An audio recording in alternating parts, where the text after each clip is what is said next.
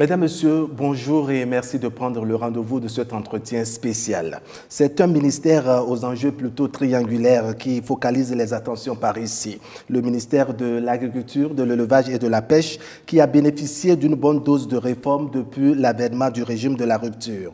On prend 2016, oui, 2016 comme année de référence pour parcourir les différentes articulations de ce département ministériel en évoquant aujourd'hui la santé des terres agricoles, les performances enregistrées dans les 3 sous-secteurs, les efforts et le mécanisme de transformation des produits agricoles, de même que l'ouverture et l'accès des marchés rémunérateurs à l'effet d'améliorer les revenus des acteurs du secteur agricole. Bref, 8 années durant, d'importantes actions ont été posées et des réformes opérées en vue d'une métamorphose conséquente de ces domaines et surtout un impact réel sur les acteurs et les consommateurs. L'heure est venue maintenant de faire le bilan et de se projeter sur l'avenir, un exercice en 2 parties que se propose de faire avec nous le ministre de ce portefeuille, M. Gaston Dossoui. Monsieur le ministre, bonjour.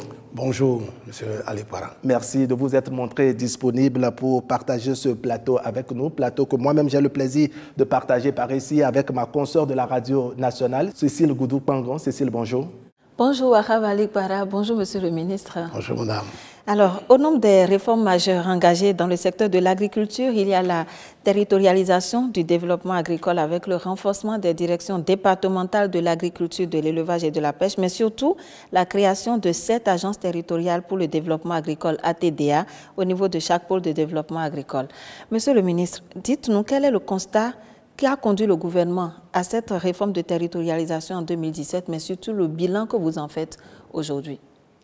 Dans un passé récent, nous avions les centres d'action régionale pour le développement rural, les CARDER, à la tête des départements doubles que nous avions, les 6 départements, qui pouvaient jouer aussi bien les fonctions d'appui, les fonctions de formation, de renforcement des capacités, que les fonctions de contrôle.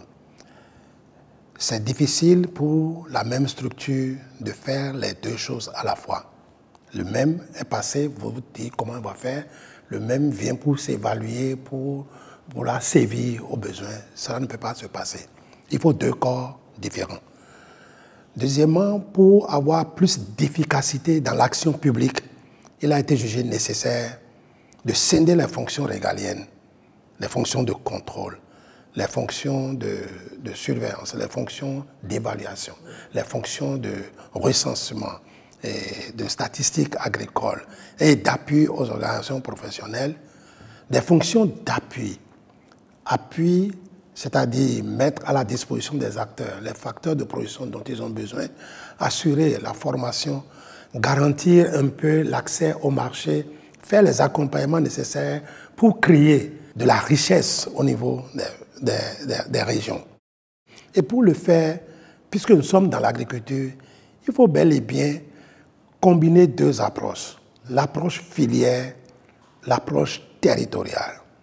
Nous ne sommes pas prêts à couper une commune en 2 pour dire que cette partie du nord de la commune est plus propice au coton et la partie du sud est plus propice à l'arachide. Non. Une commune qui a un certain profil agricole, les communes qui ont des profils agricoles sont regroupées en un ensemble et c'est ça qui a fait l'objet d'un regroupement en 7 différentes agences. La manière de gouverner ces agences est complètement du domaine privé. C'est pour cela que les agences ont un conseil d'administration. Ils ont des ressources qu'on leur affecte et elles sont autonomes pour administrer leur plan de travail annuel, leur budget et rendre compte au conseil d'administration qui, lui aussi, doit rendre compte au gouvernement. C'est de cette façon-là que nous avons opéré ce changement majeur. Mieux, le rêve du président de la République, c'est de voir, comme dans d'autres pays, la ceinture cotonnière, la ceinture maïsicole, la ceinture de palmier à huile, comme ailleurs on dit cotton belt, arachide belt, et ainsi de suite. Bref, c'est cet esprit-là. Et dans chacun de ces pôles de développement agricole qui ont été créés, il y a des profils agricoles, il y a des spéculations phares sur lesquels l'action publique devrait porter prioritairement. À côté de cette répartition de rôles sur le terrain, nous avons eu à réfléchir et à choisir les filières porteuses. Pour quitter la politique unijambiste d'exploitation de coton, il faut bien voir les filières à haut potentiel, à haute valeur ajoutée, les filières conventionnelles, les filières spécifiques comme l'élevage, la production de lait, la production d'œufs et de viande. Et pour chacune de ces filières, il a été mis en place un programme national de développement. Et c'est ce programme-là qui a été financé. Et le gouvernement, de 2016 à 2023, disons, nous avons déjà injecté des ressources propres de l'État de plus de 32 à 35 milliards de francs. Ça permet vraiment de résoudre les problèmes de proximité et de suffit. Mais à côté de cela, il y a les appuis des autres projets, programmes qui sont... Alors, à l'arrivée, les ambitions de début, vous estimez qu'elles sont réalisées, elles sont atteintes? Ah oui, les ambitions, d'une manière ou d'une autre, affichent quand même des scores assez importants. Les producteurs savent à qui s'adresser pour avoir des facteurs de production. Ils savent à qui s'adresser pour régler des questions de contrôle, de suivi et d'appui. Donc, c'est déjà une chose. Deuxièmement, les programmes nationaux de développement ont reçu des financements. Et de manière spécifique, il faut pouvoir mesurer l'impact que ces financements-là ont eu dans le changement de comportement des acteurs et dans le changement de leur modèle de vie. D'accord. Alors, de façon concrète, Monsieur le ministre, quelle est la nature des acquis? Parce que Cécile Goudou-Kpangon a rappelé tout à l'heure que c'est depuis 2017, n'est-ce pas, que le décret portant création des ATDA, n'est-ce pas, a été pris. Aujourd'hui, quel bilan réel faut-il faire? Quels sont les acquis? Sur les ATDA, le modèle de gestion a changé par rapport au passé. La professionnalisation est devenue une réalité. L'implémentation de projets et programmes spécifiques à chaque zone est une donne auquel tout le monde est tombé d'accord aujourd'hui. Mieux, lorsque vous êtes chef de file d'une filière, vous pouvez maintenant avoir des relations avec les autres pôles de développement qui sont les pôles annexes à ce programme-là. Et vous répondez au niveau national de tout le programme. Je prends le programme de riz. Le chef de file est à Malanville, mais le riz on produit dans les collines, dans le zoo, dans l'Atlantique, dans l'Ouémé, un peu partout. Donc on administre ce projet à travers un couloir bien précis et il y a des répondants de tous les investissements. Si c'est mal fait, il y a quelqu'un qui répond. Si c'est bien fait... Pensez-vous que la collaboration est toujours au beau fixe dans ce couloir? Oui, on a changé les mécanismes également parce que les gens arrivent à trouver les passerelles donc, de collaboration, de discussion, de mise en commun. Donc il y a une synergie d'action qui se développe quand même autour de ces filières-là aujourd'hui qui reste un acquis. Vous verrez par la suite les résultats concrets d'une filière à l'autre, mais l'organisation sur le terrain est quand même assez acceptable. Il faut dire que tout n'est pas parfait. Il faut un peu plus de cohérence dans la gestion. Il faut un peu plus d'audace au niveau des responsables aujourd'hui. Parce que tout au départ, nous voulons mettre à compétition tous les postes et faire appel à candidature pour que les responsables de ces unités-là soient choisis de manière beaucoup plus rigide. Mais pour aller vite, en 2017, nous avons dû compter d'abord sur les ressources disponibles pour que le programme ne traîne pas. Mais de plus en plus, nous faisons un assainissement dans ce milieu-là. Et quand certains déconnent, on est bien obligé de frapper pour donner, permettre aux autres de comprendre. Alors, parlant d'organisation sur le terrain, en 8 ans, Monsieur le ministre, quelle a été l'organisation que vous avez mise en place dans la vallée de l'Ouémé, par exemple? Oui, de ce fait, vous abordez une question importante qu'est les aménagements hydro-agricoles. La vallée de l'Ouémé est réputée vallée assez riche, la deuxième après le Nil, dit-on souvent. À ce niveau, comme un facteur essentiel pour booster l'agriculture, c'est la maîtrise de l'eau. Le Bénin, avant 2016, avait au plus 6200 hectares aménagés, soit 2% du potentiel hydroagricole. J'en viens bien à la vallée de l'Ouémé. Mais entre 2016 et 2023, nous avons aménagé 25 440 hectares, soit 4 fois plus. Ceci a permis de maîtriser l'eau et de pouvoir faire des cultures, de faire une agriculture résiliente. Cette maîtrise de l'eau est surtout en faveur du riz et des cultures maraîchères, partiellement le maïs pour certains qui ont cette ambition-là. C'est dans 67 communes du Bénin que nous avons pu faire ces aménagements-là. Mais ces aménagements surtout sont dans les vallées de la Sota, les vallées du Mono et les vallées de l'Ouémé. Dans la vallée de l'Ouémé particulièrement, nous avons même installé un projet spécial avec l'appui de la BAD pour faire des aménagements assez importants. De 2017 jusqu'à, et le projet est en train de finir maintenant, on l'appelle Payavo, projet d'appui aux investissements agricoles dans la vallée de l'Ouémé. Dans un premier temps, les bénéficiaires même n'ont pas compris les enjeux. Et libérer les espaces pour faire ces aménagements, ça a mis beaucoup de temps. Nous avons dû renoncer à certains endroits pour aller les regrouper et aller dans la partie supérieure de la vallée. Tout compte fait, dans l'Ouémé aujourd'hui, il y a plus de 4 à 5 000 hectares aménagés. Les aménagements dont on parle, c'est quoi? Là où l'inondation devient forte pendant la saison et on n'arrive même pas à faire de paiement de la tomate, on a fait des planches surélevées. Et là-dessus, les gens peuvent cultiver sans être inondés. Même en période de crue. Même en période de crue. Les zones plates ont été aménagées pour la riziculture.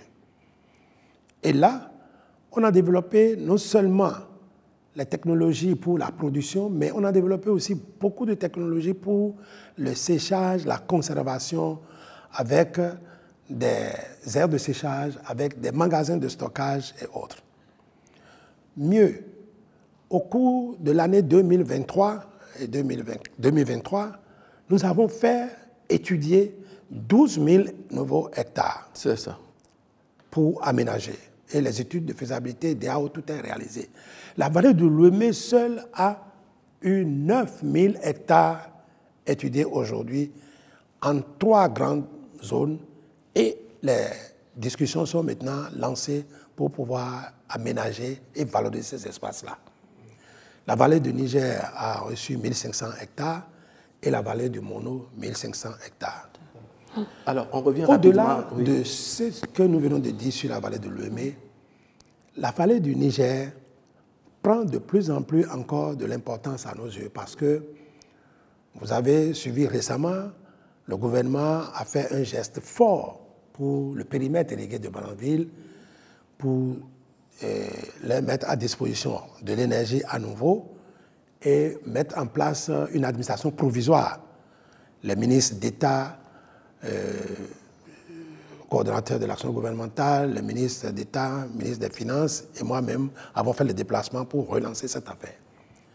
Mais à ce niveau, le gouvernement a pris une résolution ferme d'endiguer davantage la partie là, parce que nous avons eu une digue de 6 km 100. Aujourd'hui, nous allons encore endiguer plus de 5 km, de manière à avoir un linéaire de 11 km, 200 km, 300, pour protéger plus de 3500 nouveaux hectares aménageables.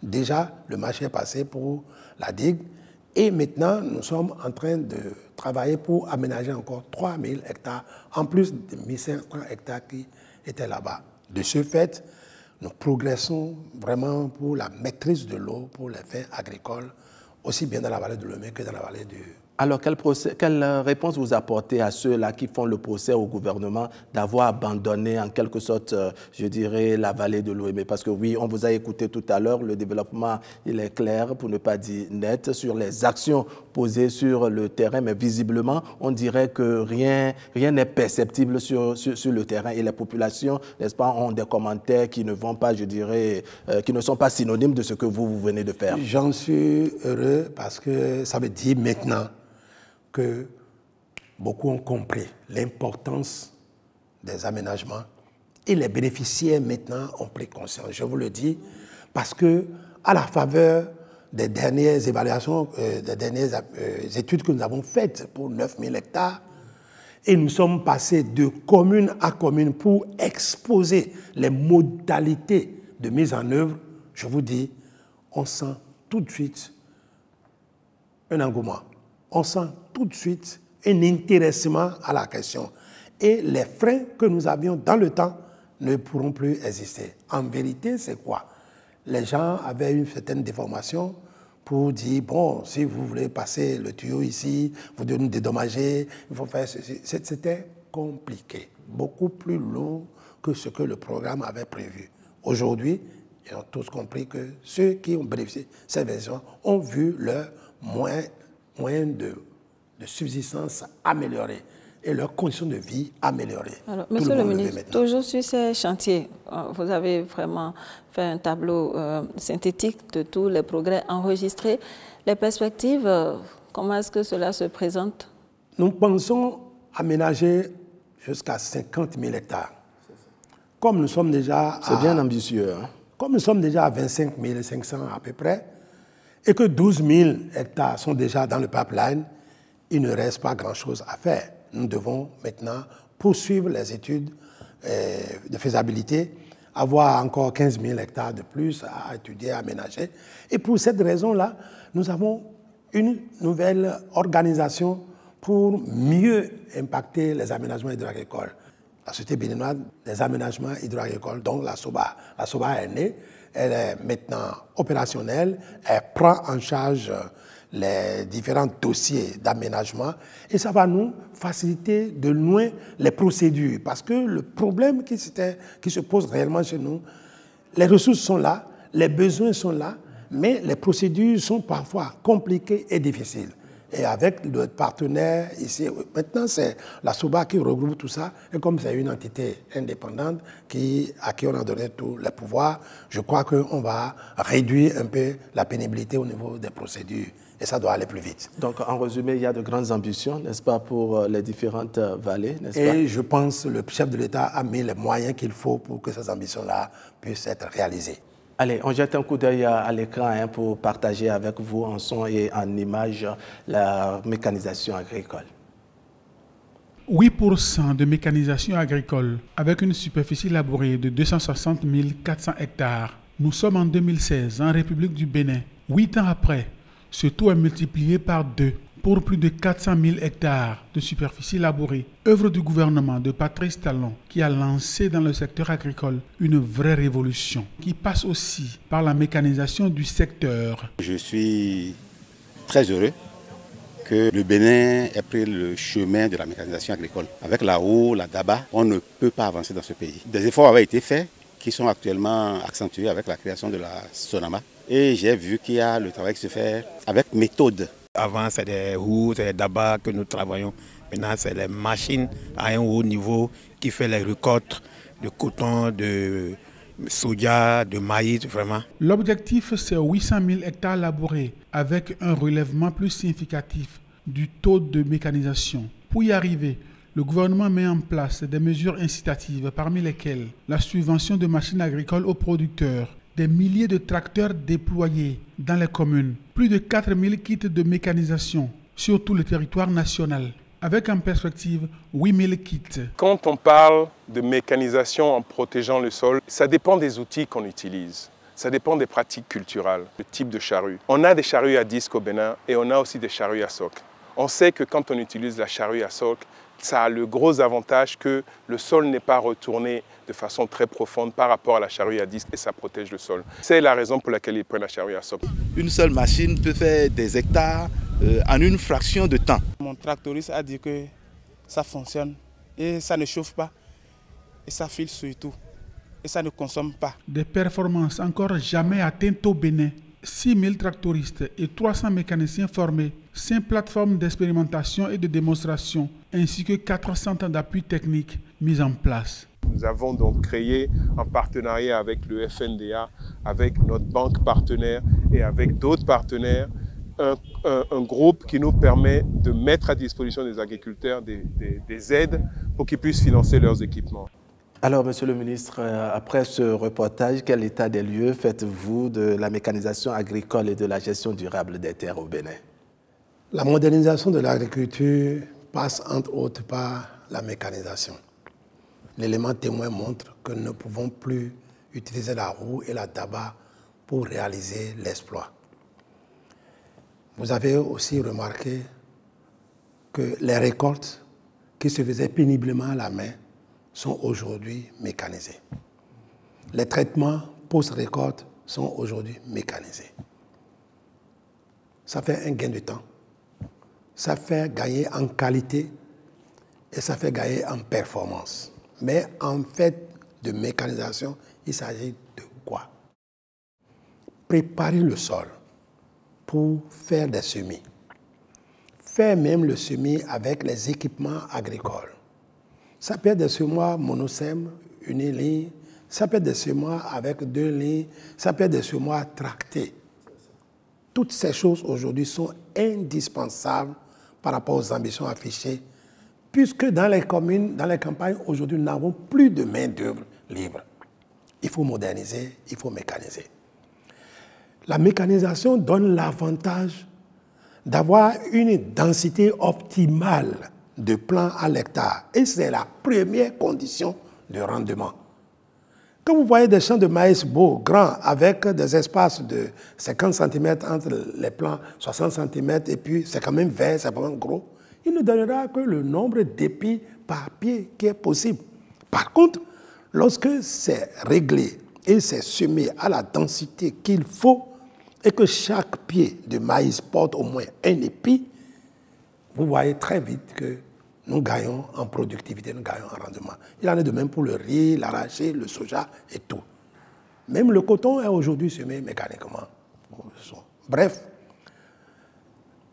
l'autre aspect de la mécanisation, c'est préparer le sol. Jusqu'à un passé récent, comme l'a dit l'élément témoin, nous sommes à 260 000 hectares seulement labourés. Et de quelle façon? Avec qui? Avec des équipements qui viennent du Ghana ou du Nigeria pour faire des prestations de services sans aucune norme. Aujourd'hui, nous avons réglé ça. Premièrement, la SONAMA a permis de donner une deuxième vie à plus de 1300 équipements qui étaient pratiquement déjà garés. Nous avons pu mettre en place 5000 kits de matériel agricole pour la préparation du sol et autres travaux d'entretien des cultures. Cela déjà a permis d'amener le taux de mécanisation à 15, 16, 17%. Nous irons facilement à 30% parce que pour la campagne en cours, nous sommes en train de commander près de 5000 kits, nouveaux kits, qu'on met à la disposition des producteurs à moitié prix pratiquement pour ce qui est conventionnel et avec une subvention de 30 à 40% sur les équipements optionnels. Ce qui est fait en matière de mécanisation et qui rend résilient le dispositif, c'est la formation des tractoristes. On a formé 6000 tractoristes. On a formé 300 mécaniciens. On a 5 plateformes de services et 400 de démonstrations pour aider les gens à comprendre quel mécanisme on va utiliser pour tel ou tel type d'opération. Ce sont des centres d'apprentissage, des centres de formation. Mieux, la SONAMA s'équipe maintenant des engins relativement plus complexes pour faire des prestations en termes de défrichement, en termes de nettoyage de grandes parcelles et autres là. Ce qui est important, c'est que au lieu d'avoir à courir des kilomètres pour faire la réparation ou bien l'entretien sommaire de nos engins, ça se fait maintenant sur place. Nous avons 4 camions ateliers qui sillonnent le pays. Et il suffit de signaler que tel engin est en panne. Si le mécanicien d'à côté n'a pas pu régler, on lui apporte le secours nécessaire. L'autre aspect important de cette mécanisation et de suivi des équipements que nous avons sur le terrain, c'est au fait le tracking des tracteurs. Sur tous les tracteurs, on a mis un dispositif de tracking et nous pouvons savoir si le tracteur est en train de rouler ou pas. Si le tracteur est hors de notre territoire, tout de suite, on le sait. Et combien de tracteurs vont sortir du pays chaque jour, on le sait, et on les rappelle à l'ordre pour savoir où on est. Surtout lorsque les gens prennent aussi à crédit et qu'ils doivent pouvoir payer des annuités sur 2 ans, sur 3 ans. Il faut s'assurer que l'équipement est toujours là. Si on constate que l'équipement pendant 2, 3 jours, 1 semaine ne travaille pas et qu'on n'a pas signalé sa position... Alors que l'équipement doit travailler. On interpelle l'acquéreur pour lui dire ben, pourquoi votre tracteur ne tourne pas et quel est le problème. C'est pour vous dire qu'il y a une assistance de proximité et ça c'est le savoir-faire de l'équipe dirigeante de la SONAMA. Enfin, sur cette équipe, il faut reconnaître un niveau de professionnalisme assez élevé et un savoir-faire qui nous rassure. Et c'est pour cela que des gros équipements, nous allons aussi à des équipements de taille moyenne. Quand on dit mécanisation, tout n'est pas tracteur 150 chevaux, 120 chevaux. On a même des tracteurs de 25 chevaux, de 35 chevaux, de 45 chevaux, selon les types de sol. Maintenant, par rapport à la question de préservation du sol, c'est important. Je vais vous expliquer terre à terre. D'accord, allons-y. Quand les Ghanéens ou les Nigérians venaient faire la prestation de service, quand ils rentrent sur une parcelle, leur problème, c'est de finir vite cette parcelle-là, gagner l'argent et aller sur un autre terrain. Mais quand vous voulez labourer un sol, on regarde la pente. Et si vous labourez dans le sens de la pente, au cours de cette année, 40% du sol va être enlevé par l'érosion. Si vous le faites encore une deuxième, troisième année, vous tuez le sol. Aujourd'hui, on a appris à nos tractoristes comment démarrer un labour. Dans quel sens prendre le labour? Ça peut prendre un peu plus de temps, ça peut coûter un peu plus de gasoil, mais il vaut mieux faire comme ça pour préserver la santé du sol. Dans l'élément passé, vous avez vu, on a parlé de charrue à disque. Quand nous défrichons fraîchement un terrain et qu'il y a des racines dedans, vous ne pouvez aller d'abord qu'avec une charrue à disque. 1 an, 2e année maximum, vous faites l'effort d'enlever les racines. Et à la 3e année ou plus tard, vous passez avec les charrues à soc, qui, eux, n'émiettent pas le sol, mais prend une lame et retourne sur place. Prend une lame de terre et retourne sur place. Mieux, dans la zone cotonnière aujourd'hui, nous arrivons à faire des semis sous mulch. Il suffit de tracer la ligne de semis par un équipement qu'on appelle le cotrier.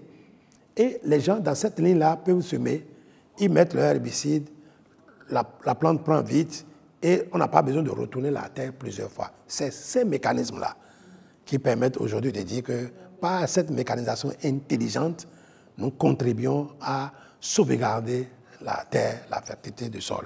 Monsieur le ministre, vous avez parlé tout à l'heure de l'assistance, de la disponibilité, je dirais, du gouvernement aux côtés des acteurs, n'est-ce pas? Qu'est-ce qui pose problème aujourd'hui? Quelles sont les difficultés à ce niveau? Parce que le tableau, il est beau, on sent que quand il y a problème, il y a en même temps réaction du gouvernement. À l'heure actuelle, quelles sont les difficultés que vous rencontrez à ce niveau? En matière de mécanisation? Oui, en matière de mécanisation. Quelles sont les difficultés des acteurs qu'ils vous posent?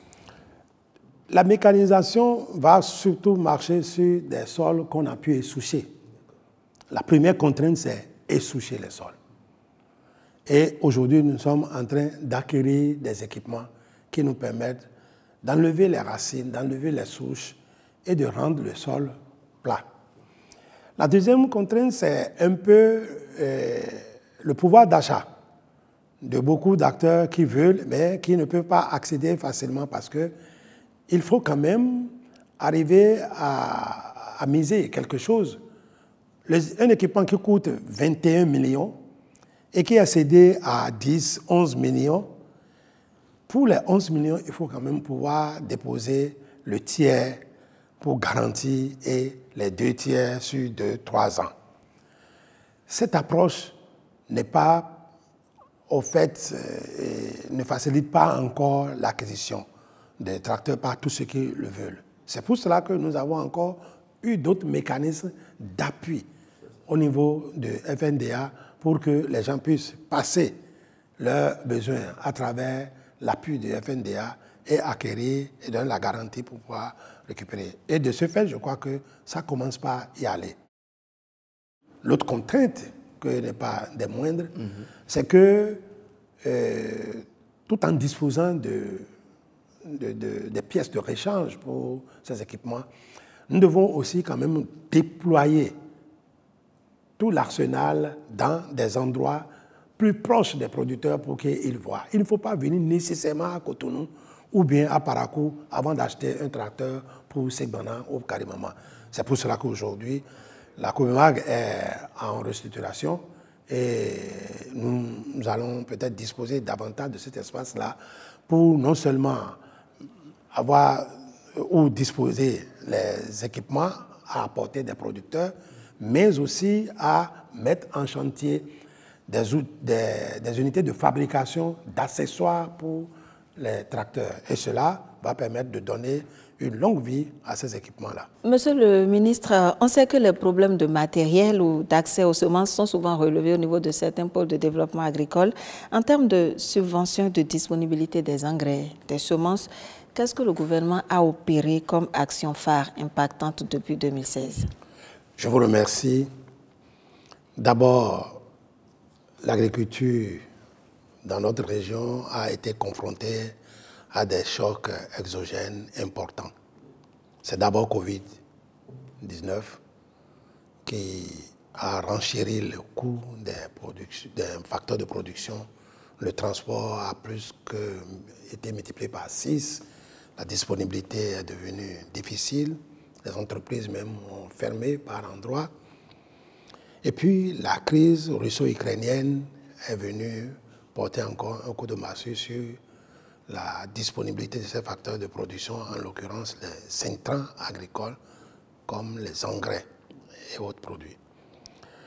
Si rien n'était fait, cela doit déstructurer notre agriculture, puisque les gens ne vont plus fumer les champs, les rendements vont baisser, la disponibilité alimentaire sera très faible, alors qu'il y a un accroissement continu, une poussée démographique assez importante. Donc, il faut produire en conséquence.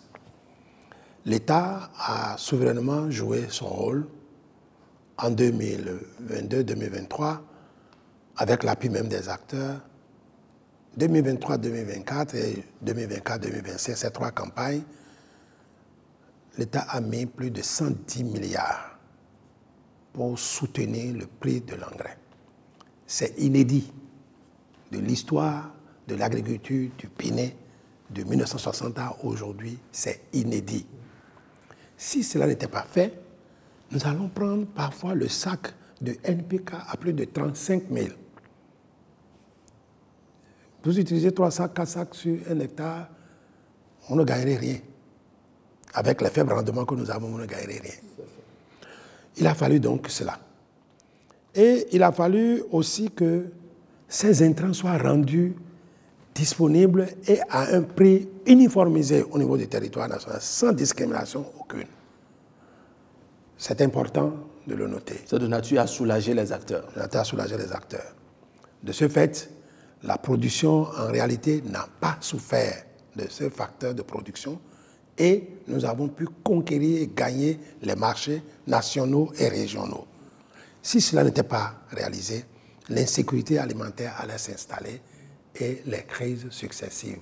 C'est pourquoi cette action doit être saluée. À part les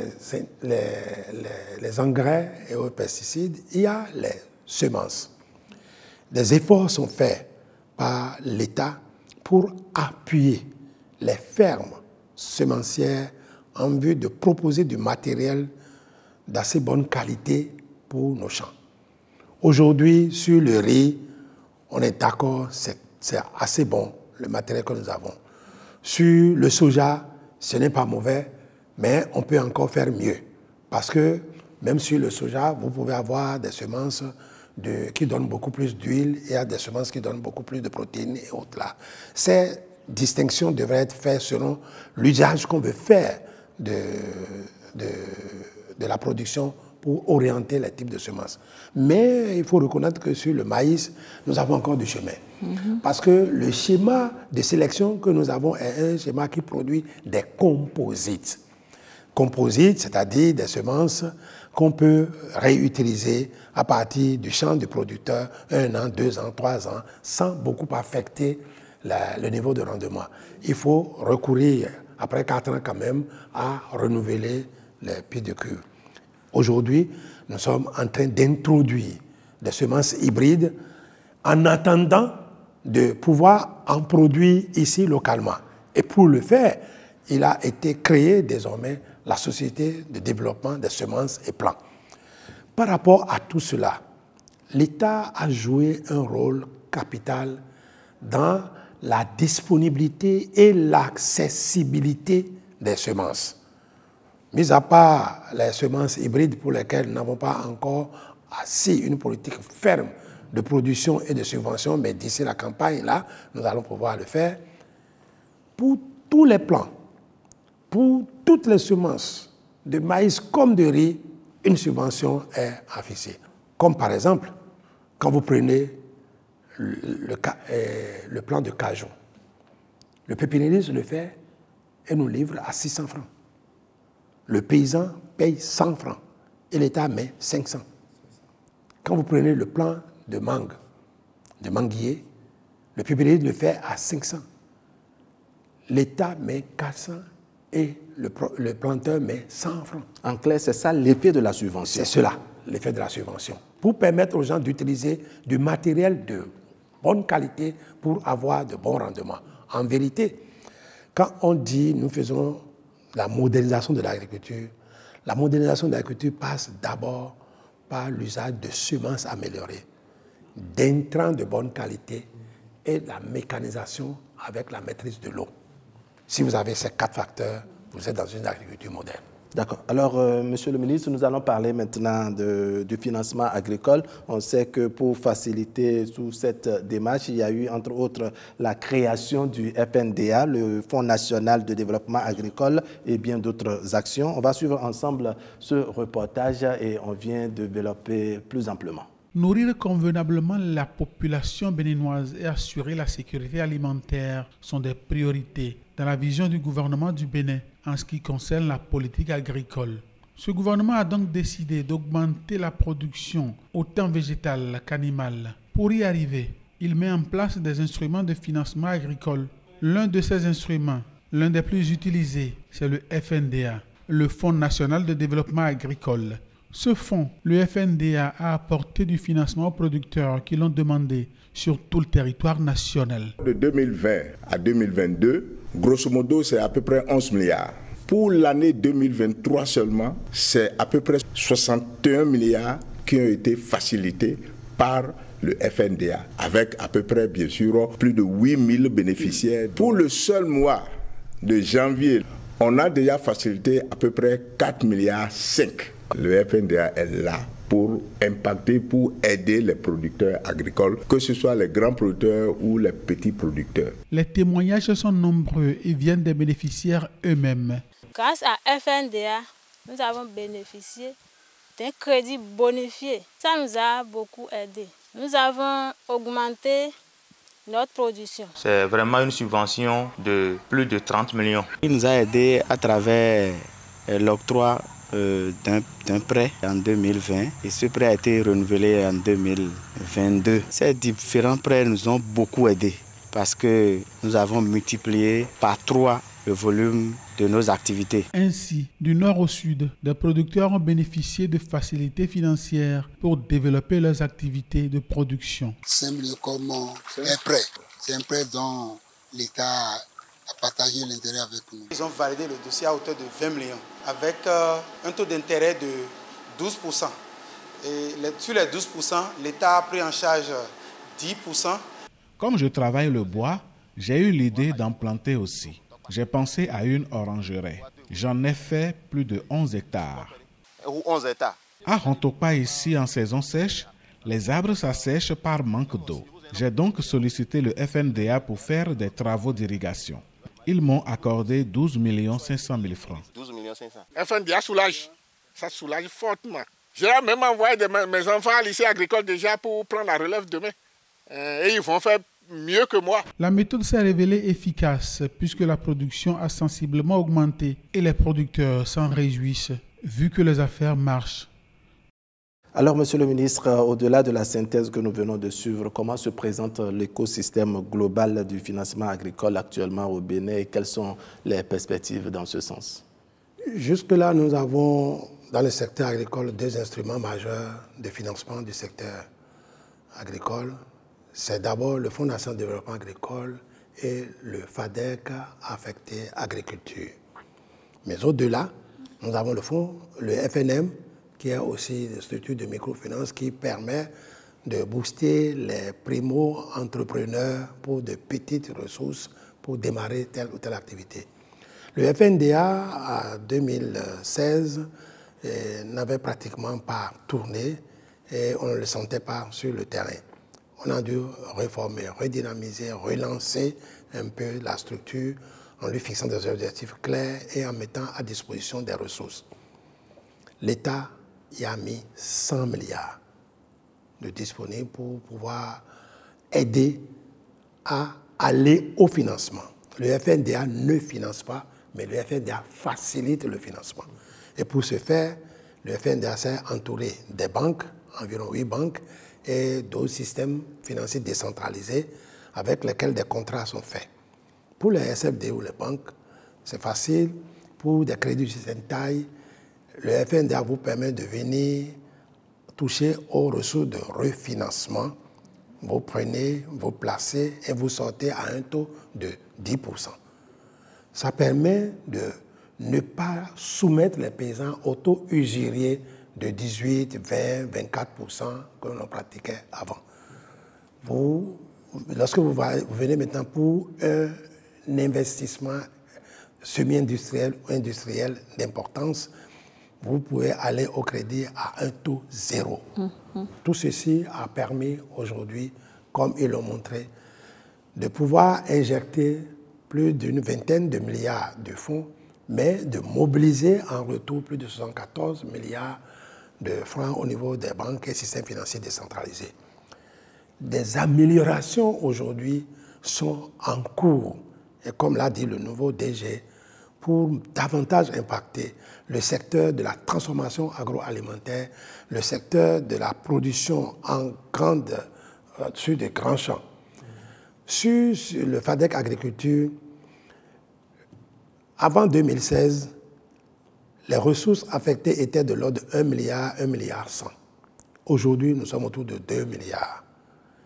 Et l'avancée qu'il y a là-dessus, c'est qu'on a permis maintenant d'affecter réellement ces ressources-là à des projets structurants du domaine agricole.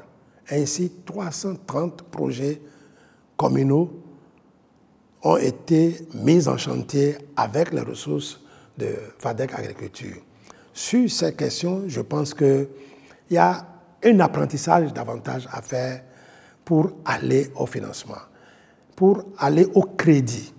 Il y a une éducation que nous devons faire, une éducation financière, pour que celui qui passe l'argent comprenne qu'il faut rembourser pour donner la chance à d'autres de pouvoir obtenir. C'est fondamental, car d'aucuns pensent que bon, ça m'a pris, je me suis arrangé, j'ai pris, moi aussi. Non, si vous faites ça, vous allez fermer la vanne, ça ne marchera pas. C'est un revolving. Vous prenez, vous avez remis, et un autre prend et remet.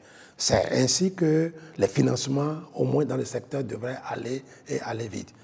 Mais il y a de l'amélioration dans le comportement des acteurs, il faut le reconnaître. Et les perspectives en la matière Les perspectives en la matière, c'est que nous devons améliorer la gouvernance du FNDA. Mieux cibler les projets à financer, les évaluer suffisamment pour que ça ne soit pas de la fiction, faire le suivi des financements que nous avons mis en place. Mais sur le FADEC agriculture, on doit davantage parler aux maires pour qu'ils aient le réflexe de pouvoir mettre en chantier des projets du domaine agricole. Il ne faut pas seulement prendre cet argent pour arranger une voie, et puis après 2 pluies, on n'a plus rien. On fait un ouvrage socio-communautaire pour dire, bon, et non, il faut des projets agricoles. Nous sommes dans le domaine agricole. Nous avons FADEC santé, FADEC d'autres choses pour pouvoir réaliser les autres. Mais dans l'agriculture, le FADEC doit être utilisé pour des programmes structurants dans l'agriculture. Et c'est simple. Quand vous regardez la condition de la femme dans nos communes, rien qu'avec ça, si vous mettez en chantier 3, 4, 5 groupements par an dans les communes, vous avez gagné, vous gagnerez beaucoup. Et c'est cela la révolution que nous devons faire maintenant pour avoir plus de synergie dans nos interventions. Monsieur le ministre, on va aborder à présent, si vous le permettez, les réformes par sous-secteur. On va commencer par la production halieutique et l'assainissement des plans d'eau. Il y a eu le dragage pilote du lac Aimé et le 26 février 2024, le Conseil des ministres a approuvé les conclusions de la phase 2 des études de projet d'aménagement et de réhabilitation du lac Noko et de la lagune de Porto Novo. Dites-nous, comment se portent de façon générale nos plans d'eau et quelle autre action projette le gouvernement sur ce front-là? Bien, je vais vous donner un exemple simple. Regardez Dantokba, il y a encore 3 ans. Et regardez la berge de Dantokba aujourd'hui. Voilà un symbole. Qui l'eût cru? Qu'on peut dégager les ordures qui nous encombraient là. Mais ça a été fait, la berge a été aménagée, la zone est assainie et la vie aquatique est meilleure. Sur nos plans d'eau, nous avons des engins prohibés que les gens utilisent pour faire des pêches qui ne sont pas réglementaires. On a mis en place une brigade pour dégager les plans d'eau de tout ce qui souille. Et aujourd'hui, quand vous prenez le lac Aimé, vous prenez le lac Tao et autres, nous n'avons plus ces engins-là. Surtout dans les lacs encaissés, il y a une action de surveillance totale qu'il faut le faire. Sur le lac ouvert qu'est Aimé, on peut encore abriter quelques acadias et autres qui sont des infrastructures de production. Mais c'est contrôlé strictement parce que lorsque les débris végétaux commencent par se détériorer et se décomposer, ça crée au fait les souillures au niveau de ce lac-là. Et progressivement, le taux d'azote va monter et la vie dans ces lacs ne pourrait pas se faire. Ce que nous devons remarquer avant 2016, c'est que la production halieutique globale nous permettait seulement d'avoir 40 000 tonnes de poissons pour couvrir à peu près 24% de nos besoins. Plus de 150 000 tonnes sont importées. Progressivement, après avoir assaini les plans d'eau, après avoir mis en place de dispositifs pour la pêche maritime, la pêche artisanale maritime et autres, nous sommes montés déjà à 75 000 tonnes l'an. Parfois, il y a des années, on a 80, 89 000 tonnes l'an. Mais la moyenne, c'est autour de 75 000 tonnes l'an. Nous devons progresser par d'abord l'aquaculture, l'élevage de poissons. Et pour ce faire, l'État a accompagné les acteurs privés pour avoir de la disponibilité en alevin. Il s'agit d'abord de faire venir des géniteurs, de les conduire dans des exploitations et puis après de mettre les juvéniles à disposition des éleveurs pour qu'ils les grossissent. Et ça, sur cette question, on a encore mis de la subvention pour que les géniteurs arrivent aux gens à un prix soutenable. Il faut alimenter le poisson. L'aliment de poisson ne se produit pas localement, mais avec des technologies, nous avons pu apprendre aux paysans comment on peut combiner avec la matière première locale pour certains poissons comme le poisson-chat, qui ne demande pas nécessairement que l'aliment soit flottant. Dans son dispositif, il arrive à trouver la boue et il se consomme. Mais Pour les tilapias, il faut vraiment que l'aliment soit flottant. Des apprentissages, des équipements sont mis en place pour qu'ils en arrivent là. Mais parallèlement, l'État fait des importations d'aliments, de poissons qu'il met à disposition des producteurs à coût subventionné. Il faut pouvoir maintenir le rythme de consommation et la crédibilité des acteurs qui ont ces marchés-là, car c'est eux qui constituent les frais à l'exécution convenable de ce programme-là par le gouvernement. La troisième chose, c'est, au fait, sur la mer, la pêche maritime artisanale, les équipements de pêche doivent être maintenant davantage modernisés et permettre maintenant d'avoir des accessoires qui donnent la possibilité aux pêcheurs de pêcher toute l'année et toutes les saisons.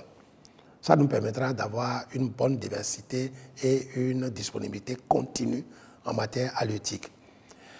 Vous voyez le port de pêche qui est ici, est en train d'être déplacé et on construit un nouveau port de pêche avec la capacité de loger 400 embarcations et le point de nettoyage, d'entretien des engins hors bord au niveau de nos pêches. Toutes ces choses sont de nature à renforcer, fortifier ce que nous faisons. Un nouveau projet est mis en chantier pour, avant tout, alimenter les intrants aquacoles dont j'ai parlé, mais construire des villages aquacoles, c'est-à-dire des plans d'eau qui sont couverts en cages, financés, alimentés, subventionnés, pour que les gens les exploitent, produisent suffisamment de poissons et les donnent. De toutes les façons, nous réalisons donc ce rêve-là de pouvoir nous suivre. Monsieur le ministre, où en est-on avec la reprise des produits de pêche, l'exportation de la crevette par exemple? Bien entendu. Ce chantier il se porte comment? Nous sommes auto-suspendus en 2004-2005 et aujourd'hui, avec tous les aménagements que nous avons eu à faire, la crevette du Bénin a conquis encore l'espace de l'Union européenne. La crevette du Bénin recherchée. J'ai reçu des opérateurs économiques jordaniens qui veulent bien avoir la capacité de capter tout ce que nous produisons ici en crevettes et exporter dans le Golfe. La crevette est passée, des poissons de qualité sont passés. Et quand vous regardez aujourd'hui les prises par nos pêcheurs, aujourd'hui, c'est meilleur par rapport à il y a 3 ans, il y a 4 ans. L'espoir renaît sur les plans d'eau. Mesdames, Messieurs, ce serait tout pour cette émission qui nous a permis d'évoquer les grandes réformes introduites dans le secteur nourricier. On cite pêle-mêle la mécanisation du secteur agricole, la modernisation également et le financement du secteur agricole avec de grands déterminants relatifs aux facteurs de production. Alors, Cécile Goudou-Kwangon va se donner rendez-vous très prochainement avec le ministre toujours en charge de l'agriculture, de l'élevage et de la pêche pour aborder bien d'autres aspects, notamment la transformation des produits agricoles et l'accès au marché des produits agricoles. Monsieur le ministre, merci beaucoup. Cécile Goudou-Kwangon. Merci, monsieur le ministre. Merci, Wahab Alikpara. Merci.